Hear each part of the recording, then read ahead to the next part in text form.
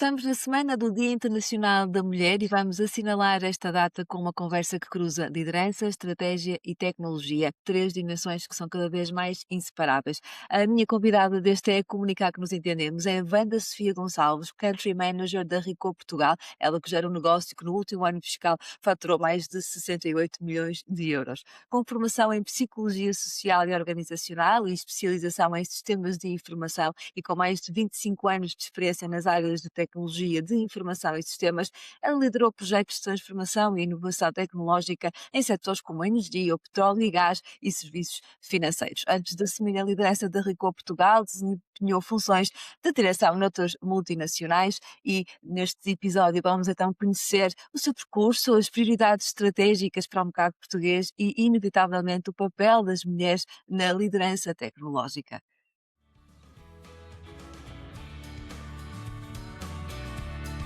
Olá, Viva, seja bem-vinda e bem-vindo ao Comunicar que nos entendemos. Eu sou a Marta Araújo e este é o meu podcast, um podcast de comunicação e de relações públicas, onde falamos sobre jornalismo, influenciadores digitais, eventos e da gestão de crise para a reputação e notoriedade de pessoas, marcas e empresas. Vamos a isso?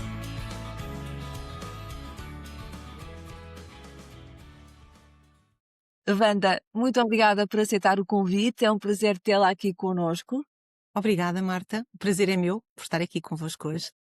E gostaria de perguntar, o que é que a Wanda queria ser quando era pequenina? É uma boa pergunta. Eu não tenho assim uma memória de ter uma profissão que gostasse ou que ambicionasse muito quando era pequenina.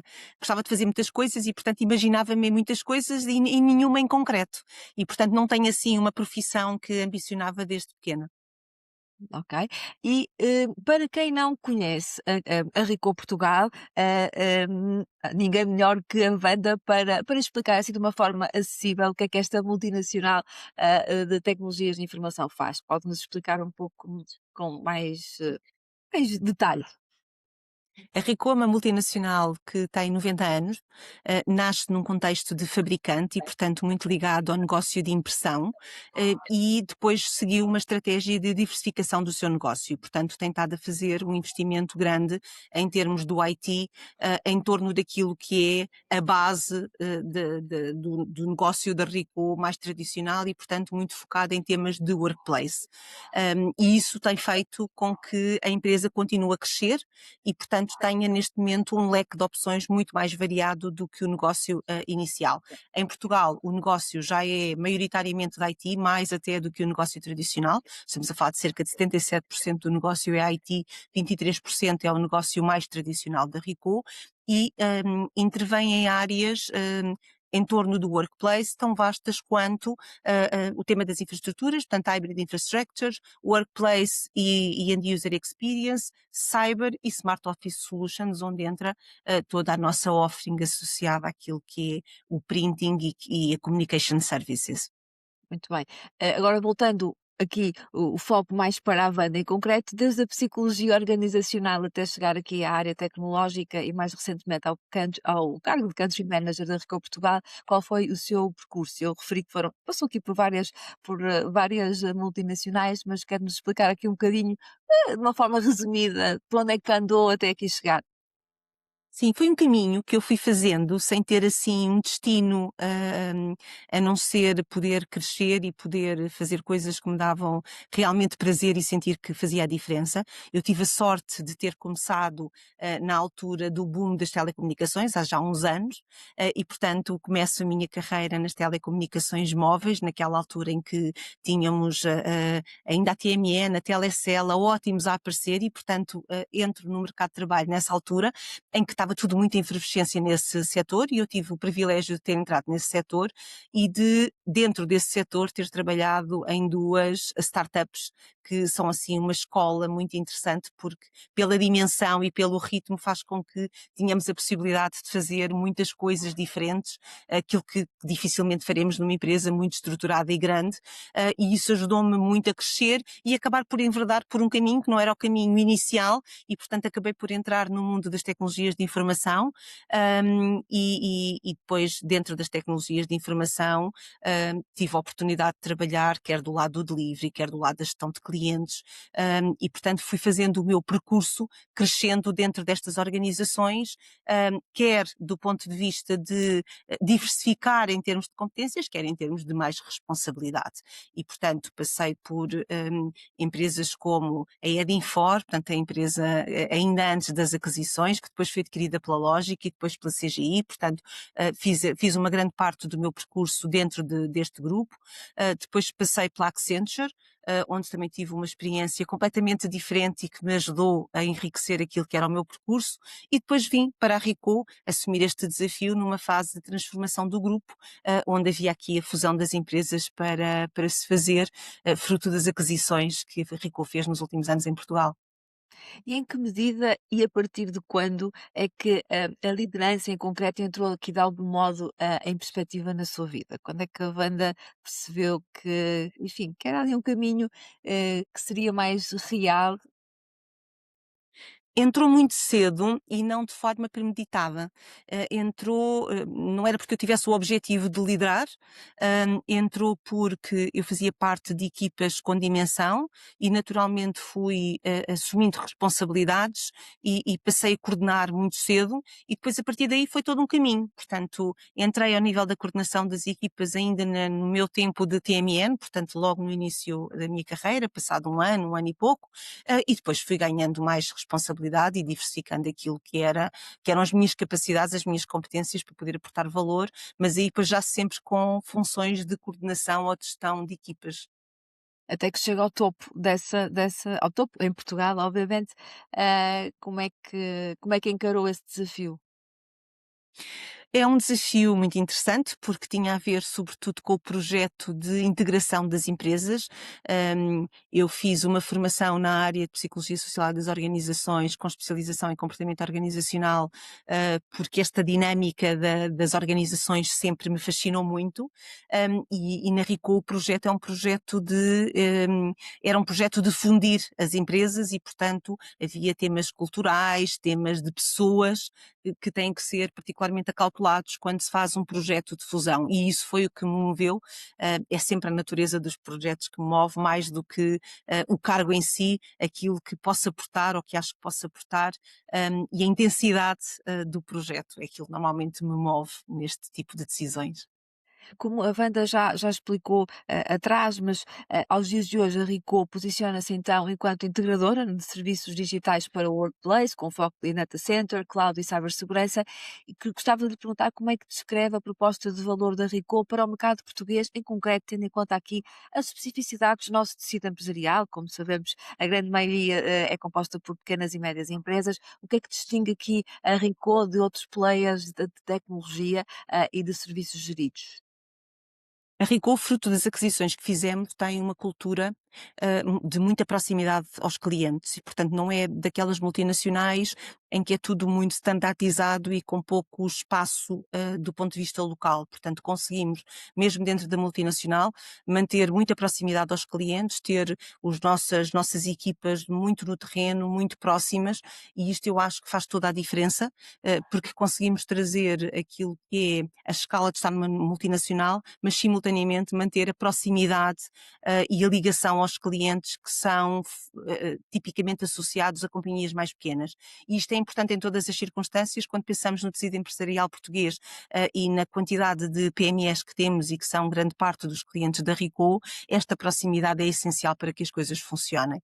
E a Ricoh tem conseguido manter isso mesmo depois do processo de fusão e de passarmos a ter uma operação mais alinhada com aquilo que são os estándares de uma multinacional.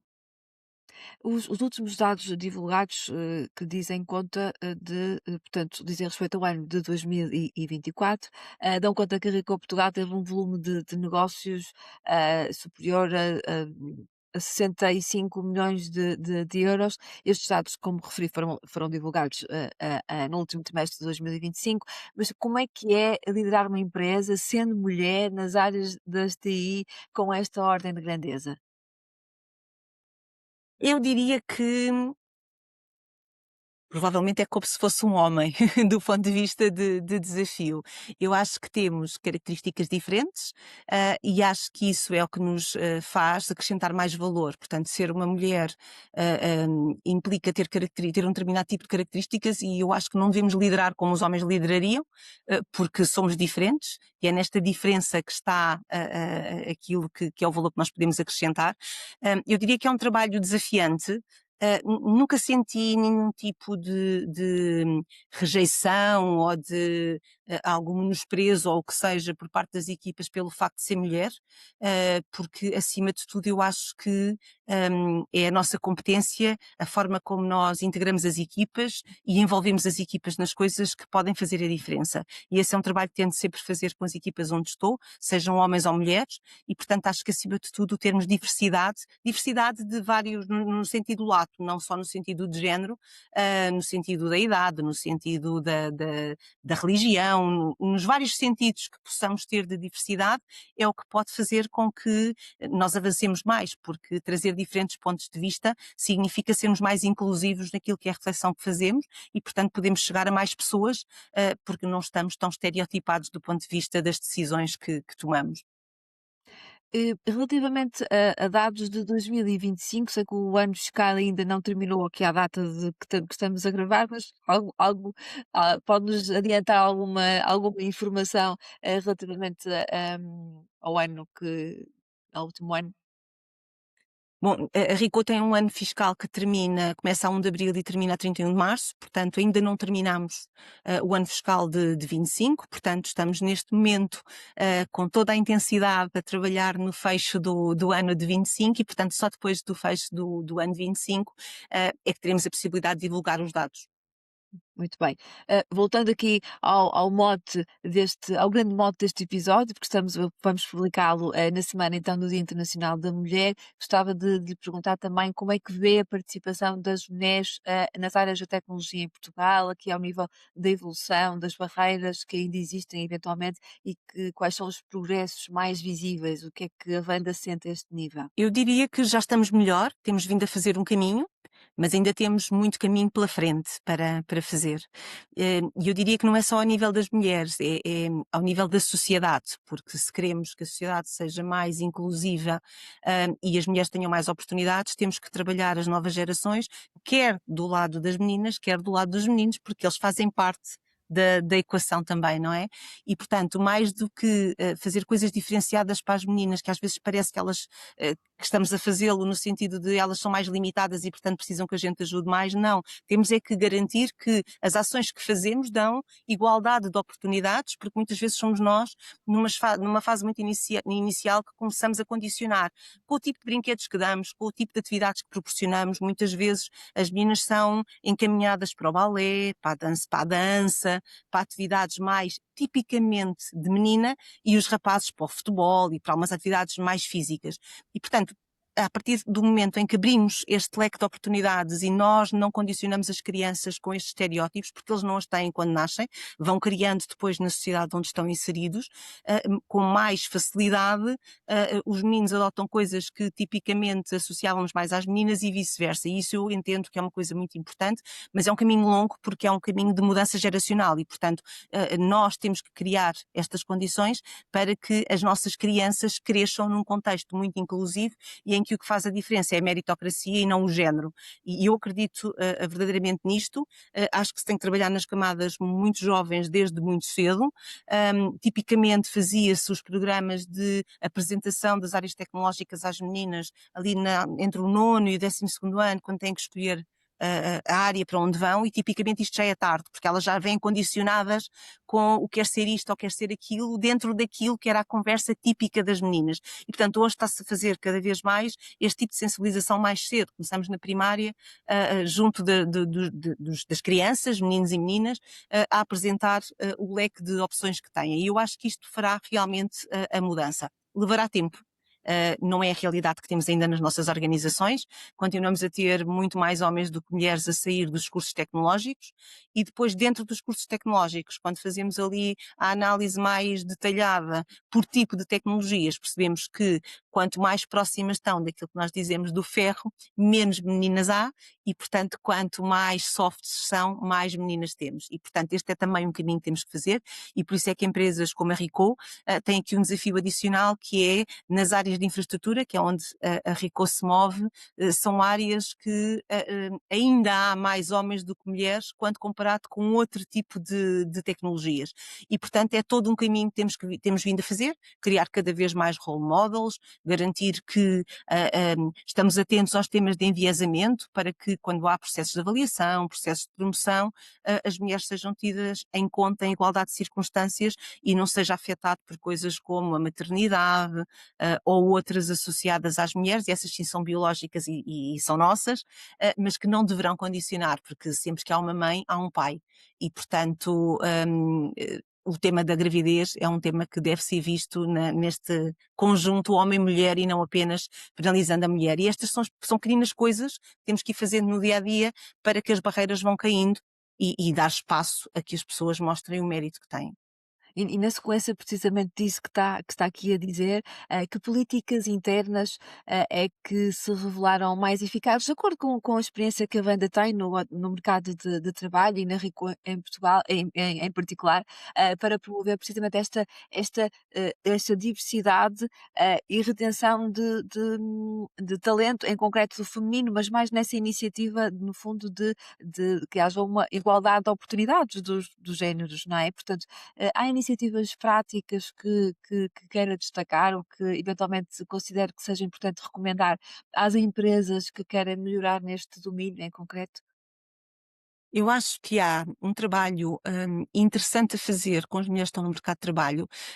Tem-se verificado, eu por acaso não sei se há estudos científicos sobre isto, mas há uma sensibilidade em relação a isto, que é as mulheres tipicamente concorrem a um lugar de responsabilidade quando entendem que, imagine, tem 10 requisitos para aquele posto de trabalho, e a mulher concorre se tiver 8 ou 9, e mesmo assim já acha que vai estar em desvantagem porque lhe faltam um ou dois. Os homens nisto são muito mais atrevidos e, portanto, um homem se calhar com 6 concorre, porque poderá haver outros que têm menos de 6 e eles conseguem.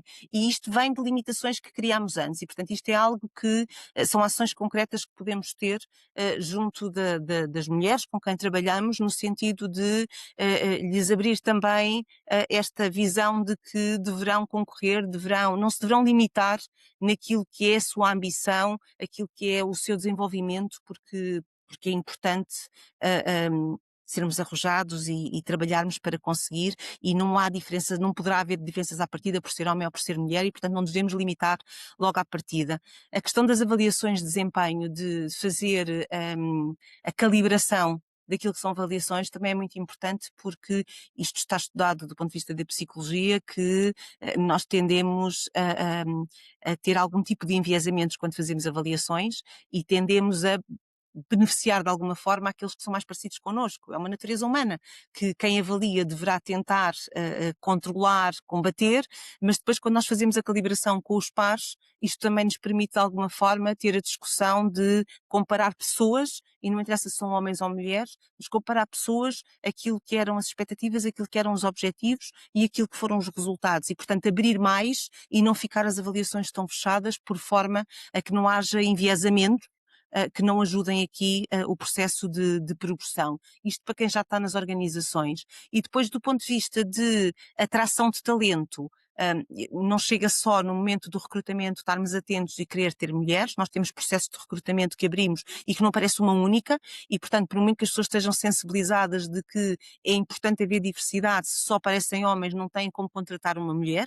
E então eu diria que as ações que estão a ser feitas do ponto de vista da comunidade educativa e das parcerias com as instituições de ensino são muito importantes, no sentido de abrir o leque, desmistificar um bocadinho o que são as profissões, porque muitas vezes há também uma imagem errada, romantizada, daquilo que é a profissão, às vezes para bom, às vezes para mau, e portanto abrir o espectro, trazer as universidades às empresas é muito importante para que as pessoas percebam como é o ambiente, o que é que se faz, e isto eu diria que se começarmos em fases mais cedo, na escola secundária, no primeiro ciclo, acho que conseguimos ir fazendo um caminho também de ter cada vez mais pessoas com interesse, com curiosidade, e depois entrando farão seguramente um bom percurso, têm é que ter a vontade de entrar. Aqui ficam umas boas pistas, e é um trabalho, como a banda diz e bem, tem vai demorar, vai demorar ainda algumas gerações a conseguirmos alguns resultados nesse sentido, mas quanto mais cedo começarmos, e esse caminho já estará com certeza a ser feito, mais cedo também os resultados serão obtidos. Que conselhos é que daria a banda a mulheres que querem construir uma carreira tecnológica, e que aspiram de algum modo aqui a cargos de direção? Eu diria que, acima de tudo, acreditarem em si mesmo e nas suas capacidades. Porque muitas vezes nós somos o nosso principal impedimento para podermos progredir. Muitas vezes temos aquela dúvida de será que eu vou ser capaz? Será que eu estou à altura?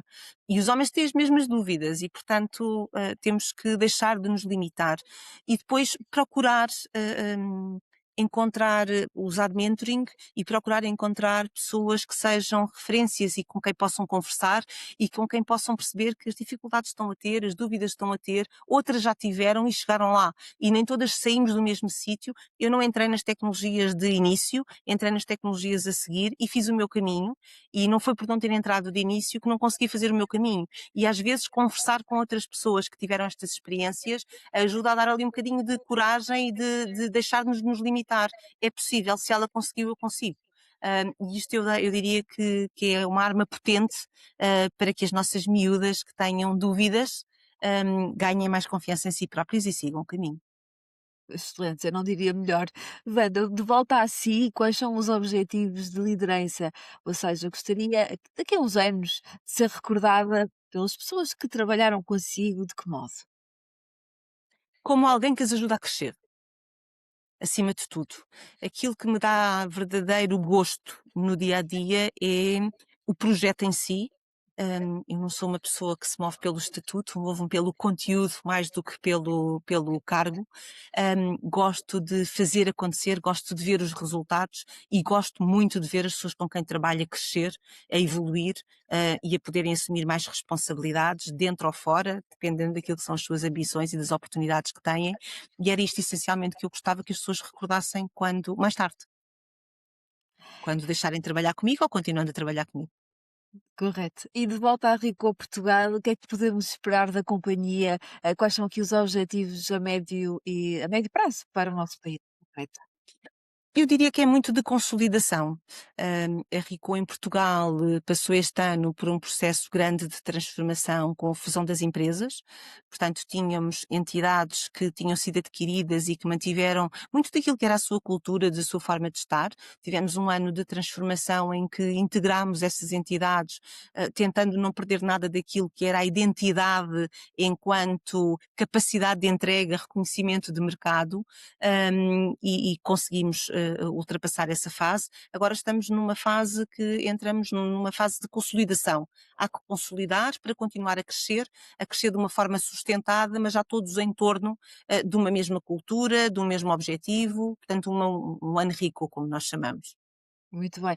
Wanda, aqui para terminar, vou lançar-lhe um desafio. Nós temos um baralho especial, que é aqui o baralho das cartas GoPod, que são conversas de podcast inesquecíveis, em que eu vou baralhar as cartas, se a Wanda me autorizar, e vamos ter aqui uma pergunta surpresa, que a Wanda fará o favor de responder. Pode ser, Wanda. Vamos ver o que pergunta aqui surpresa vai surgir.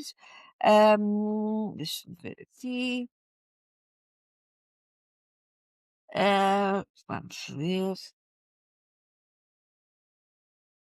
Se a pergunta que lhe saiu, eu vou ler, mas é uma pergunta, é um ponto de partida. Se pudesse dar um conselho ao seu eu do passado, à Wanda há uns anos atrás, qual é que seria, Wanda? Seria não desistas, acredita e segue o teu caminho. porque a intuição é muito importante e não devemos deixá-la para trás. Muito bem, aqui um excelente conselho. Wanda, mais uma vez agradecer muito aqui a sua participação, não é? Comunicar que nos entendemos. Muito sucesso para si, tanto a título pessoal como profissional e para a Ricoh Portugal também. E assim, deixo a mensagem habitual. Se gostou deste episódio, subscreva o podcast, deixe uma avaliação e partilhe. Obrigada por me ter feito companhia e por querer comunicar que nos entendemos. Fico a aguardar o seu feedback sobre este episódio. Vou adorar receber a sua opinião. Até para a semana!